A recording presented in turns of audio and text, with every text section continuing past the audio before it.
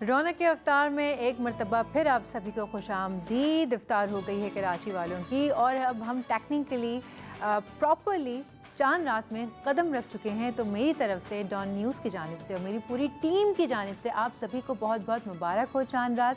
अल्लाह ताला पूरे साल आप सब पे रहमतें रहें, बरकतें रहें, खुशियाँ रहें और जितनी खुशियाँ बटोर सकते हैं, जितनी मोहब्बतें बिखेर सकते हैं बिखेरें। इस ईद के खूबसूरत मौके पर खुश रहें और दूसरों के लिए भी दुआ के लिए हाथ उठाइए। और कल हमारी ईद स्पेशल ट्रांसमिशन होगी सुबह 11 बजे, चाय टोस्ट और होस्ट की, वो देखना ना भूलिएगा।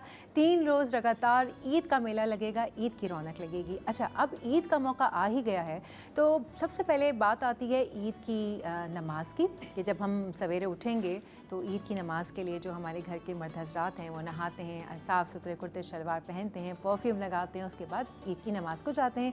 घर में जो रहती हैं औरतें वो शीर की तरफ, शीर कैसे बनानी है जल्दी से बना लें, टेबल लगा लें। और इसके अलावा जो तीसरा मरहला आता है वो आ जाता है फितराना देने का, सदका करने का, कि आया आपको सदका करना है तो किससे सदका देना है, कौन से वो लोग हैं जिनके ऊपर वो सदका जायज़ है, कौन से वो लोग हैं जिन्हें फितराना देना है तो कितना देना है, किसको फितराना दे सकते हैं, किसको नहीं दे सकते। ये ऐसे सवाल हैं जो हम सभी के, तमाम मुसलमानों के दिमागों में गर्दिश करते रहते हैं। तो आज का उन्वान यही है और हमारे साथ मौजूद हैं हमारे मुफ्ती साहब, मुफ्ती नूर रहमानी साहब। अस्सलाम वालेकुम। वालेकुम अस्सलाम व रहमतुल्लाहि व बरकातहू। अल्हम्दुलिल्लाह। सबसे पहले तो चांद रात बहुत मुबारक हो और एडवांस में कल की ईद भी आपको मुबारक हो, क्योंकि मेरा और आपका ये आखिरी प्रोग्राम है इस तरीके से इस रौनक में जो 30 दिन हमने लगाई। और आपका बहुत बहुत शुक्रिया साथ देने के लिए। आपने बहुत अच्छी इन्फॉर्मेशन फराहम की, बहुत अच्छी केमिस्ट्री रही आपके साथ, आपा के साथ बहुत मज़ा आया मुझे आप लोगों के साथ प्रोग्राम करके।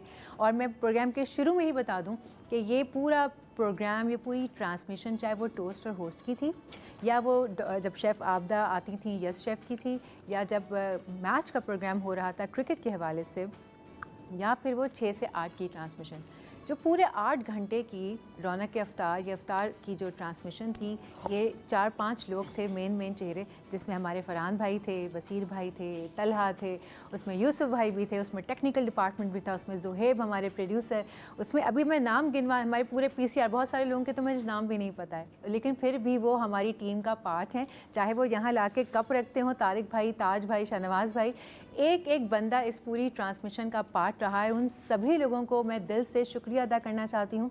ये तमाम ट्रांसमिशन आप सभी लोगों के बगैर मुमकिन न थी और मुझे बहुत खुशी है कि मैंने आप सभी के साथ काम किया और मुझे खुशी है कि डॉन न्यूज़ ने इस सीट पर बैठने के लिए मुझे चुना और मुझे बहुत खुशी है कि मेरे ऊपर एतबार किया गया। उसके लिए बहुत बहुत नवाजिश, थैंक यू। और मैं उम्मीद करती हूँ कि आगे भी मैं इस कुर्सी पर बैठकर उसका सही इस्तेमाल करूँगी और जो आप लोगों ने मेरे ऊपर ट्रस्ट किया है मैं अकॉर्डिंगली उस चीज़ को आपको रिटर्न भी करूँगी।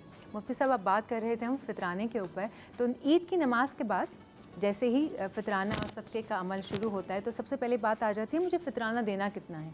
तो मैं कैसे इस बात का तयन करूं कि मुझे 300 देने हैं, 600 देने हैं, 700, और देने किसको हैं? नहमदुहु व नसल्ली अला रसूलिहिल करीम, अम्मा बाद, अऊज़ु बिल्लाहि मिनश शैतानिर रजीम, बिस्मिल्लाहिर रहमानिर रहीम। तमाम तारीफ़ें अल्लाह सुब्हानहु व तआला के लिए और दुरूद सलाम अल्लाह के रसूल हम सब के आका हुज़ूर मोहम्मद मुस्तफ़ा सल्लल्लाहु अलैहि व आलिहि वसल्लम। देखिए, सुबह सादिक के बाद से नमाज से पहले, ये नमाज के बाद नहीं होता, सदक़ा फ़ितर या जिसे लोग फितराना कहते हैं, ये नमाज ईद से पहले अदा करना होता है। और जो वो साहिब निसाब जिसको अल्लाह सुब्हानहु व तआला अता फ़रमाया उस पर ये वाजिब होगा। और आपका जो लाइफ स्टाइल है, जो आप जिस तरह खाना खाते हैं, उसके मुताबिक आपको ये सदक़ा फ़ितर अदा करना होगा। मिसाल के तौर पर एक लोअर मिडिल क्लास के लोग हैं, उनके लिए 2 किलो गंदम, यानी कि जो इस वक्त उलमा ने जो रकम मुतय्यन की है वो है 300 रुपये। उससे जो थोड़े से अपर किस्म के लोग हैं, मिडिल क्लास में अच्छी फैमिलीज़ के जो बिलोंग करते हैं, फिर वो जो के हिसाब से देंगे, जो 4 किलो, यानी कि पर पर्सन एक आदमी का जो है वो 1100 रुपये बनता है। इसी तरह आपको अल्लाह सुब्हानहु व तआला ने और अता फ़रमाया, आपकी कोई बिज़नेस है, अच्छे कारोबारी हैं, आप अच्छे खाते पीते हैं, तो फिर आप आम खजूर, यानी कि जो 4 किलो बनती है, 2600 रुपये उसके हिसाब से देंगे। किशमिश के हिसाब से 7200 रुपये, اور اجوا کھجور بنتی ہے 19,200، یعنی کہ جو بہت اپر لیول کے لوگ ہیں، جو ماشاءاللہ سرمایہ دار ہیں، بہت بڑے بزنس مین ہیں، ان کے لیے 19,200 4 کلو اچھی والی اجوا کھجور کے حساب سے صدقہ فطر بنے گا۔ صدقہ فطر کس کو دے سکتے ہیں، کس کو نہیں دے سکتے؟ ایک تو یاد رکھیے گا، اگر آپ کے گھر میں بچہ ابھی پیدا ہوا، اس کا بھی آپ کو صدقہ فطر دینا ہو۔ نبی علیہ الصلوۃ والسلام شاہ فرمایا کہ رمضان کے اندر جو آپ کا کمی کوتاہیاں ہو جاتی ہیں، جب صدقہ فطر دیتے ہیں اللہ سبحانہ و تعالیٰ اس کو پورا فرما دیتا ہے۔ دوسرا یہ کہ اگر جو شخص صدقہ فطر نہیں دیتا، ایک حدیث کے مفہوم کے مطابق زمین اور آسمان کے درمیان معلق رہتی ہیں اس کا روزہ، اس کی تمام چیزیں، تو آپ کو صدقہ فطر ادا کرنا ہے۔ کن کو دے سکتے ہیں، کن کو نہیں دے سکتے؟ جس طرح زکوٰۃ کے ہم نے اندر آپ کو بتایا تھا، آپ اپنی اصل کو، یعنی اپنے والد کو، والدہ کو، دادا کو، نانا کو، نانی کو، ان کو نہیں دے سکتے۔ اپنی نسل کو، اپنا بیٹا بیٹی، پوتا پوتی، نواسا نواسی، ان کو نہیں دے سکتے۔ اور اب شوہر بیوی کو، بیوی شوہر کو نہیں دے سکتا، اور سید یا ہاشمی کو نہیں دے سکتے۔ اس کے علاوہ اب کن کو دے سکتے ہیں؟ سب سے بہتر یہ ہوگا وآت المال علی حبہ ذوی القربى والیتامى، اس کے تحت اپنے بھائی کو اگر وہ مستحق ہے، اپنی بہن کو، اس کے بعد اپنے ددیال کے رشتہ داروں میں چچا، تایا اور پھپھو وغیرہ ان کی اولادوں کو، یہ نہیں تو پھر ننیال کی طرف اپنے ماموں، خالہ، ان کے بچوں کو، پھر رشتہ داروں کو، قریب لوگوں کو، ان کو آپ صدقہ فطر اس طرح ادا کریں گے۔ اگر اچھا دوسری بات یہ کہ جب آج کی رات جو لیلۃ الجائزہ ہے، یہ یکم شوال ہے، حضور نے فرمایا یہ کچھ 5 راتیں کہ جو شخص ان راتوں میں قیام کرے، ذکر کرے، اللہ تعالیٰ اس پہ جنت کو واجب کر دیتا ہے۔ سبحان اللہ۔ دوسری بات یہ بھی ہے، کوئی شخص مجبوری میں جاتا ہے، مارکیٹ جا رہا ہے، بالکل جانا چاہیے، اسلام نے منع نہیں کیا۔ اگر وہ اس نیت سے جائے کہ اللہ کے نبی نے کہا صلی اللہ علیہ وسلم کہ میں اپنے بچے اور بچی کو اللہ کی رضا کے راضی رکھتا ہوں، اللہ کی محبت خاطر، تو وہ جانا بھی عبادت بن جائے گا۔ وہ مارکیٹ میں بھی ہوں گے اور ذکر کر رہے ہوں گے تو اللہ تعالیٰ وہاں بھی ان کو نیکیاں عطا فرمائے گا۔ کوشش کیجیے جلدی سو جائیں اور تہجد میں اٹھیں۔ تہجد پڑھنے کے بعد اپنا اس کی عید کی تیاری شروع کر دیں۔ اور جب آپ عید کے لیے نبی اسلام کی یہ معمول تھا کہ حضور صلی اللہ علیہ وآلہ وسلم کھجور کھایا کرتے تھے، جس طرح گھر میں شیر خورما بنتا ہے، یہ عید کی نماز کے بعد نہیں کھاتے تھے حضور، بلکہ حضور صلی اللہ علیہ وسلم جب عید کی نماز سے پہلے جاتے تھے تو حضور کا انداز تھا یا تو حضور 3 کھجور کھاتے تھے یا 5۔ تو آپ جب بھی کھجور کھائیں کوشش کریں 3 کھا لیں، 5 کھا لیں یا 7۔ اگر آپ اجوا کھجور 7 کھاتے ہیں، حدیث رسول صلی اللہ علیہ وآلہ وسلم ہے کہ آپ پر جادو اثر نہیں کرے گا۔ یہ نبی پاک صلی اللہ علیہ وآلہ وسلم کی حدیث مبارک ہے۔ ویسے اگر مفتی صاحب ہم اس طرح سے کریں کہ جو ہمارے صدقہ فطرانہ ہم دے رہے ہیں، اگر وہ ہم کسی این جی او کو دے دیں، جیسے بہت ساری این جی اوز ہیں بہت اس طرف کام کر رہی ہیں، سوشل ورکرز ہیں جو کافی زیادہ ایکٹیو رہتے ہیں، ایک این جی او ہوتے ہیں اور ایک انڈیویجولی بھی لوگ کام کر رہے ہوتے ہیں، جس سے وہ لوگوں کی فیس بھی پے کر رہے ہوتے ہیں، علاج بھی کروا رہے ہوتے ہیں، شادی بھی کروا رہے ہوتے ہیں، تو کیا وہ صدقہ فطرانہ جو ہے وہ ہم ان لوگوں کو دے سکتے ہیں تاکہ وہ آگے اس کو یوٹیلائز کر سکیں؟ دیکھیں میں یہ سمجھتا ہوں کہ سب سے پہلے اگر آپ کے بہن بھائیوں موجود ہیں آپ ان کو دیں، پھر آپ کے ورکرز آپ کے پاس کام کر رہے ہیں، اگر وہ مستحق ہے آپ ان کو دیں۔ مثال کے طور پہ آپ جانتی ہیں، آپ کو بینک جاتی ہیں، آپ کو معلوم ہے وہ گارڈ ہے، اس گارڈ کی تنخواہ 30,000 روپے، اور اگر اس کے بچے چھوٹے ہیں تو اس کا بڑا مشکل ہوتا ہے۔ آپ ایسے لوگوں کو اپنے ذہن میں رکھ لیں۔ سب سے بہتر یہ کہ آپ انفرادی طور پہ اپنے ہاتھ سے ان کو خود پے کریں، اور آپ ایسی جگہ رہتی ہیں کہ جہاں کوئی ہے نہیں، تو پھر اگر آپ کسی این جی او کو دیتے ہیں، لیکن میں یہ کہوں گا کہ نبی علیہ الصلوۃ والسلام نے فرمایا تو اپنے ہاتھ سے دینا بہت زیادہ بہتری کا باعث ہوگا، بلکہ آپ دینے کا جذبہ ہوگا تو اللہ تعالیٰ آپ کو اتنی نیکیاں بھی عطا فرمائے گا۔ مطلب کہ اگر ہم پہلے اپنے فیملی میں دیکھیں، اگر سارے کے سارے اللہ کا شکر ہے اچھے لوگ ہیں، مطلب ان کو ضرورت نہیں ہے، تو خاندان میں جا کے پھر دیکھیں، بالکل پھوپھی کی بیٹی، چچا زاد، ادھر ادھر خاندان میں کوئی نہ کوئی ضرورت نکل ہی آتا ہے، کوئی نہ کوئی ایسا بچہ جس کی آپ پڑھائی کا ذمہ لیں۔ میں آپ سے آپ نے بہت اچھا کیا۔ دیکھیں آپ جاننے والوں کو ذہن میں رکھیں، جن کو جانتے ہیں، میں رشتہ داروں کی بات نہیں کر رہا، آپ ان کو دیں۔ اچھا اس میں آپ کیونکہ جیسے کوئی بچہ ہے، کوئی بیمار ہے، آپ اس کو خاموشی سے مستحق ہے آپ اس کو دے دیں، کوئی آپ کسی کو کپڑے کی صورت میں بھی دے سکتے ہیں۔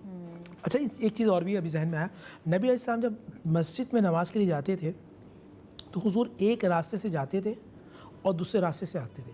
اس کی وجہ کیا ہے؟ سبحان اللہ، اس کی وجہ یہ ہے کہ جب بندہ عید کی نماز پڑھنے جاتا ہے تو ایک راستے میں اللہ کی طرف سے فرشتے اتر کے مصافحہ کرتے ہیں اور دوسری طرف اتر کے بھی فرشتے مصافحہ کرتے ہیں، یعنی آپ جو 30 دن اللہ کی عبادت کرتے ہیں تو آسمانی دنیا کے فرشتے آپ کے لیے پروٹوکول لگاتے ہیں، یعنی آپ کی اللہ تعالیٰ عزت فرمائے۔ اور پھر جب جائیں تو یہ پڑھتے ہوئے جائیں، اللہ اکبر لا الہ الا اللہ واللہ اکبر وللہ الحمد، یہ با آواز بلند مرد کے لیے پڑھنا ضروری ہے۔ اچھا ویسے مفتی صاحب ایک سوال آیا تھا جو میں سوشل میڈیا پہ آیا تھا، اور اب کیونکہ آخری ٹرانسمیشن ہے ماشاءاللہ کل تو عید ہوگی، تو میں نے سوچا میں آپ سے ابھی پوچھ لیتی ہوں تاکہ یہ سوال بہت سارے اور ذہنوں میں بھی ہوگا. جب ہم لوگ نماز کے لیے نیت باندھتے ہیں اور ہم لوگ کھڑے ہوتے ہیں تو اکثر ایسا ہوتا ہے کوئی چیٹی کاٹ لیتی ہے، کوئی مچھر کاٹ لیتا ہے، اور آپ ایک دم سے ڈسٹریکٹڈ ہو جاتے ہیں، آپ ایک دم ڈسٹریکٹ ہو جاتے ہیں، اور اس صورت میں کیا آپ کی نیت ٹوٹ جاتی ہے، یا آپ نے کر دیا، آپ نے کیڑا ہٹا دیا یا مچھر آپ نے مار دیا، واپس سے آپ کھڑے ہو گئے نیت کے اوپر اور آپ اپنی نماز کو ایسے کنٹینیو کر سکتے ہیں؟ دیکھیں، ایک ہوتا ہے عمل کثیر، ایک ہوتا ہے عمل قلیل. یعنی کہ دور سے دیکھنے والا آپ کو دیکھے کہ آپ ایسی حرکت کر رہے ہیں، اسے لگے کہ آپ نماز میں نہیں ہیں، یعنی کہ آپ دونوں ہاتھوں کو کھول کے کھجا رہے ہیں، آپ کر رہے ہیں، تو دیکھنے والا دور سمجھے گا کہ آپ نماز میں نہیں ہیں، تو یہ عمل کثیر ہوتا ہے، اس سے نماز ٹوٹ جاتی ہے، ختم ہو جاتی ہے.